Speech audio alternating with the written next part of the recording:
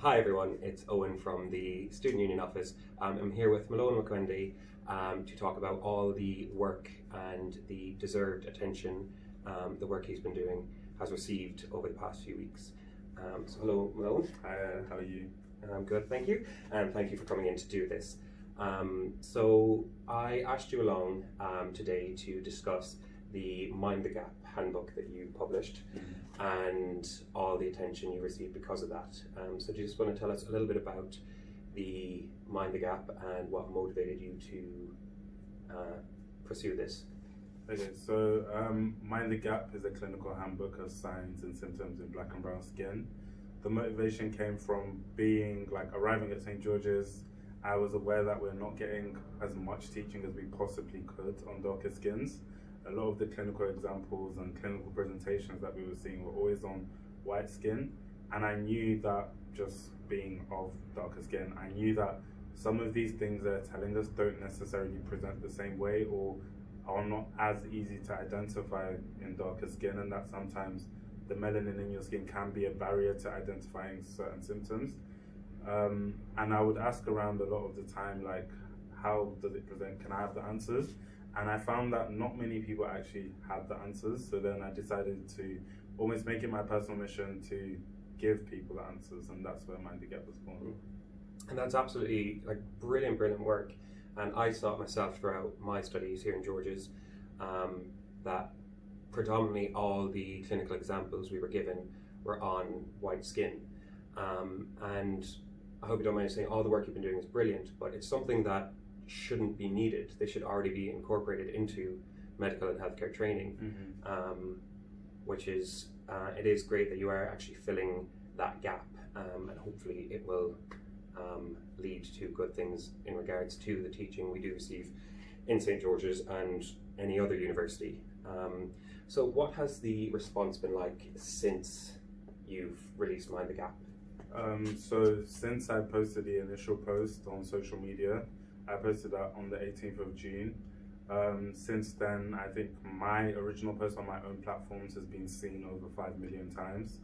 And collectively throughout news articles and celebrity features, I would estimate that the post has been seen over 100 million times.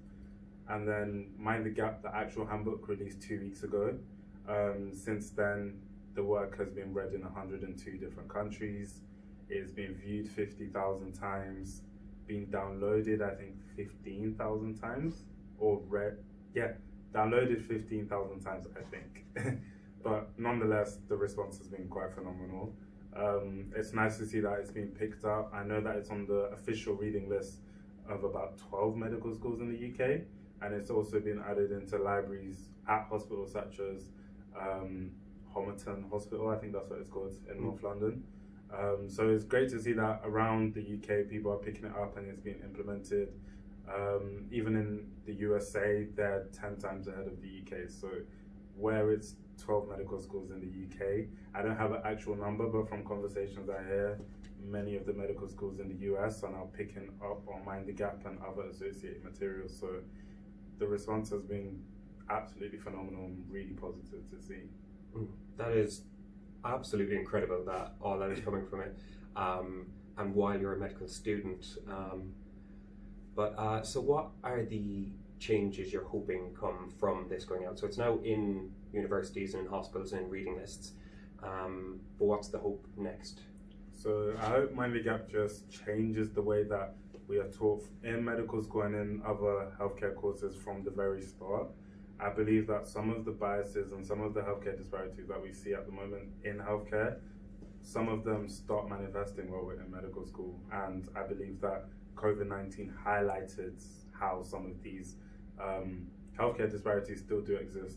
We can't run away from them, we have to address them.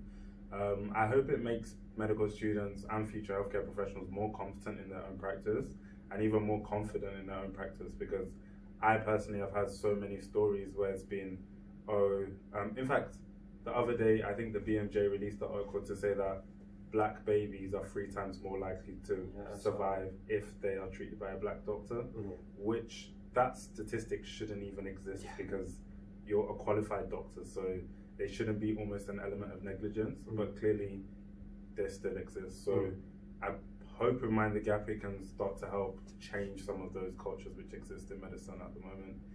And essentially, I just want people to be able to live another day because of the work. Yeah, exactly.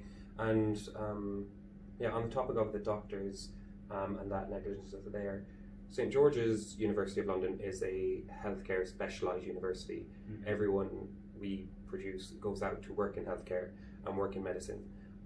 What kind of precedent do you think we should be setting as a healthcare university? I feel like this is a brilliant opportunity for St George's to almost be a pioneer and almost like a thought leader in this space.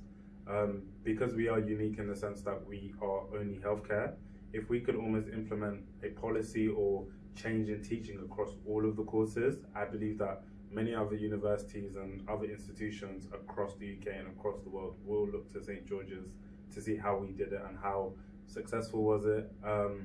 I feel like it can only be successful. Of course, it might sound a bit optimistic, but I don't believe that we're necessarily taking anything away, we're just adding on more.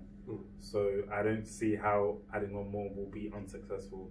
And hopefully, if the work could almost like start with the new academics, like the new cohort of students, and we can almost see how it impacts them at the end of their course. So this is something that won't happen overnight, but I believe over like the next 5 years or maybe 10, if we start making the changes now, in 10 years' time, we'll be in a lot better place. Yeah. And I think it's funny saying like it might be too optimistic, but looking at the response you've received only from June till now, I don't think it's I think it's more realistic than anything else that this is achievable from all the success you've had with Mind the Gap. And are there any other aspects of medicine or healthcare that you think need reevaluating with regards to race, equality, diversity? I think this is a topic I could talk for days about. Like there's so many. I feel like the way medicine currently exists, we have kind of accepted a lot of norms which have been going on for years, and no one's ever questioned why these practices have been going on. To almost summarize, I think probably the best thing going forward is we need to continue to increase like widening participation, continue to have a diverse cohort of students which are coming in to study like medicine, because I think it's people's lived experiences that they bring to the table which will make a difference. Because according to the BMA, I think in 2015, 80% of medical students came from 20% of backgrounds. So if you're part of the 20% of medical students that comes from the other 80% of backgrounds, I feel like you have so much valuable information that you bring to the table, and it's that information that is what will create the changes and what will be able to see medicine be reevaluated as a whole. Yeah, so hopefully there will be big changes, and my hope would be that George's is definitely a part of those changes. We're very lucky that our university is so diverse and that we're all going into roles that impact people's lives.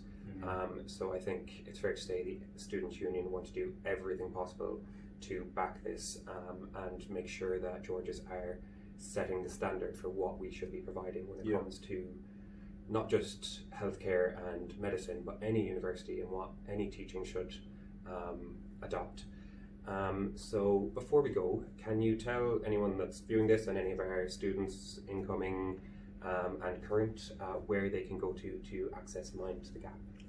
So Mind the Gap is available over at www.blackandbrownskin.co.uk/Mind the Gap. It can also be accessed if you go through the St George's Figshare platform, and you'll find it there. So that's how you can read it. Perfect. And thank you so much for agreeing to come on and do this interview, just to make anyone who wasn't aware yet of the work that you're doing, although I don't think there'll be many people who aren't aware yet. But yeah, thank you so much for coming on.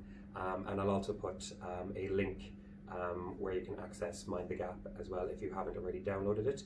I think at least every student in Georgia should have this downloaded and a part of their reading.